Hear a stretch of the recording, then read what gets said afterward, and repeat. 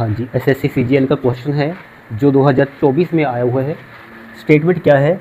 दो समरूप त्रिभुजों के क्षेत्रफलों का औसत 706.5 मीटर स्क्वायर है, जिनके परिमाप 6:11 के अनुपात में है।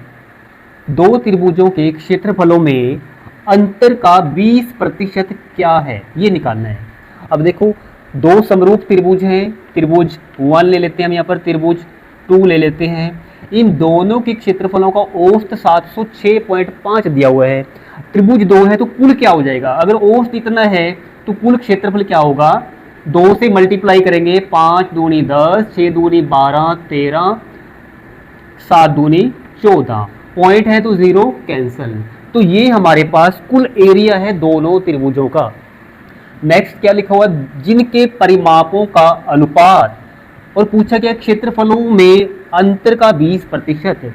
अब देखिए, एरिया ऑफ त्रिभुज 1 डिवाइड बाय एरिया ऑफ त्रिभुज 2 डिवाइड एरिया ऑफ त्रिभुज 1 एरिया ऑफ त्रिभुज 2। दो त्रिभुज दी हुई है, इन दोनों त्रिभुजों के क्षेत्रफलों का अनुपात क्या होता है?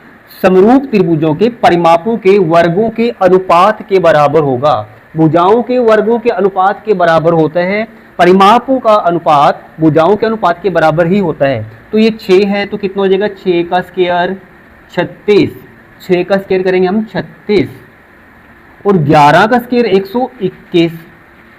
अब देखो, ये पहले त्रिभुज के क्षेत्रफल है, ये दूसरे का है, तो दोनों का जोड़ कितना होगा? 6 और 1 7, 3 और 2 5, 1 का 1, 157 यूनिट दोनों का योग है, जोड़ है, जो कि किसके बराबर दिया हुआ है? 1413 यूनिट। तो एक यूनिट क्या होगी? एक यूनिट की वैल्यू क्या होगी? देखो यहाँ पर 3 है, 7 से कौन सा नंबर मल्टीप्लाई करे कि 3 आए? 9 7 63 होता है, 9 5 45 और 6 51 होता है, 9 1 9 और 5 14 होता है। इट मीन्स एक यूनिट की वैल्यू हमारे पास 9 है। अगर एक यूनिट की वैल्यू 9 है तो 36 यूनिट की वैल्यू क्या होगी? 9 छिक्के 54, 9 30 27 और 5 32, और 121 यूनिट की वैल्यू क्या होगी? 9 एकम 9, 12 निम्न 108, 1089। उसने पूछा है दोनों के अंतर का 20%। अंतर फाइंड कर दो। 9 - 4 5, 8 - 2 6, 10 - 3 7, उसका 20%। 20% का मतलब क्या होता है? 1/5। 20/100 लिखेंगे हम। 20% कैसे निकालते हैं? 20/100, 20 पंजे 100, 1/5। तो यहां से क्या होगा? 5 एकम 5, 5 पंजे 25, 1 बचता है, 5 एकम 5, 2 बचते हैं, 5 पंजे 25, 1 5 तिये 15, 153 ऑप्शन।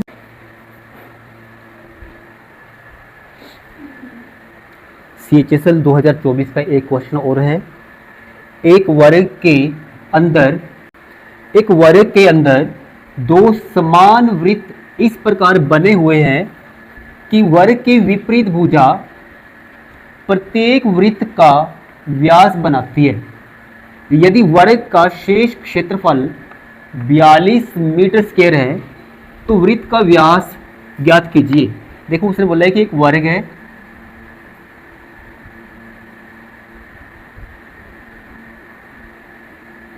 कोई वर्ग दिया हुआ है और दो वृत्त इस प्रकार बने हुए हैं।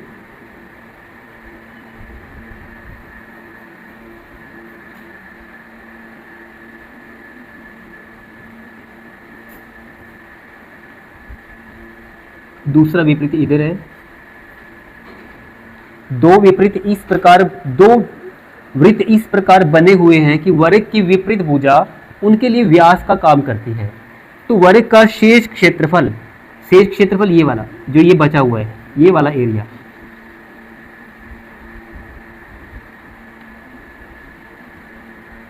ये 42 दिया हुआ है। देखो, डायग्राम से ही क्लियर है कि वर्ग के क्षेत्रफल में से आधा वृत्त पूरा वृत्त है, पूरे वर्ग में से एक वृत्त को माइनस करेंगे तो शेष क्षेत्रफल बचेगा। तो वर्ग का क्षेत्रफल क्या होता है? हमने क्या किया? इस वृत्त की त्रिज्या r ली, तो पूरे वर्ग की साइड क्या होगी, दो आर होगी, तो वर्ग का क्षेत्रफल क्या होगा, 2r स्क्वायर, साइड स्क्वायर होता है वर्ग का क्षेत्रफल, माइनस करेंगे उसमें से, क्या माइनस करना है, एक वृत्त का क्षेत्रफल, वृत्त का क्षेत्रफल क्या होता है, पाई आर स्क्वायर, तो दोनों का डिफरेंस दिया हुआ है 42, 42 दिया हुआ है। तो अब देखो डबल आर का स्क्वायर क्या होता है, 4r square minus 22/7 are square 42, 7 चौके 28, 28 में से 22 गए 6r स्क्वायर बटे 7 42 के बराबर है, 6 7 42, तो r की वैल्यू क्या होगी, 7 गुना 7, इट मीन 7 आएगी, r की वैल्यू क्या होगी 7, r स्क्वायर की वैल्यू 7 गुना 7 है, तो अकेला r क्या होगा 7 हो जाएगा। अब अगर r 7 है तो पूरा डायमीटर कितना होगा, 7 + 7 14 metre. Option A is right answer. SSC CHSL का एक क्वेश्चन जो 2025 में आया हुआ है, दो गोलों के व्यासों का अनुपात 1:4 दिया गया है, बड़े गोले को पिघलाया जाता है और पिघले हुए पदार्थ से 125 समरूप गोले बनाए जाते हैं, छोटे गोले को भी पिघलाया जाता है और 27 समरूप गोले बनाए जाते हैं। यदि 125 समरूप गोलों में से प्रत्येक के आयतन का 27 समरूप गोलों में से प्रत्येक के आयतन से अनुपात 1:m है, तो m का मान ज्ञात कीजिए। देखो जब भी वो पिघलाने की बात करता है तो हमने आयतन निकालना है, आयतन, तो पूछा क्या गया इसमें, m का मान निकालना है। पिघलाना शब्द है तो हम बड़े गोले का आयतन लिखेंगे 4/3 पाई, कैपिटल R है जो वो व्यास और R का रेशो सेम ही होता है, तो हम क्या लिखेंगे यहाँ पर 4⁻³ डिवाइड बाय, और इसको कितने से डिवाइड किया उसने, 125 समरूप गोलों से, बड़े गोले को। फिर छोटे गोला है जो 4/3 पाई, स्मॉल r कितनी दी है, व्यास दिया हुआ 1, तो क्या लिखेंगे 1 डिवाइड बाय 1³ डिवाइड बाय 25। मैंने यहाँ व्यास और रेडियस में कोई फर्क नहीं समझा क्योंकि रेशो दिया हुआ है, बराबर 1/m, ये दिया हुआ है कि वो 1/m के बराबर है।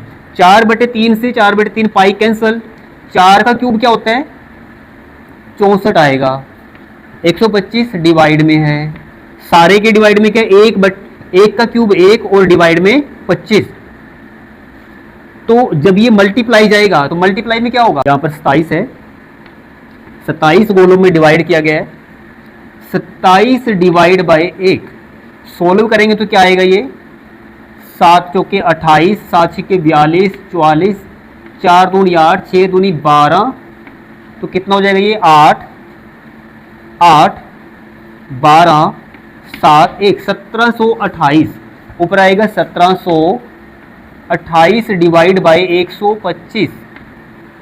m की वैल्यू क्या होगी, रेसिप्रोकल 1/m इसके बराबर है, तो m क्या हो जाएगा, m होगा, क्रॉस मल्टीप्लाई करेंगे इसको, 125/1728,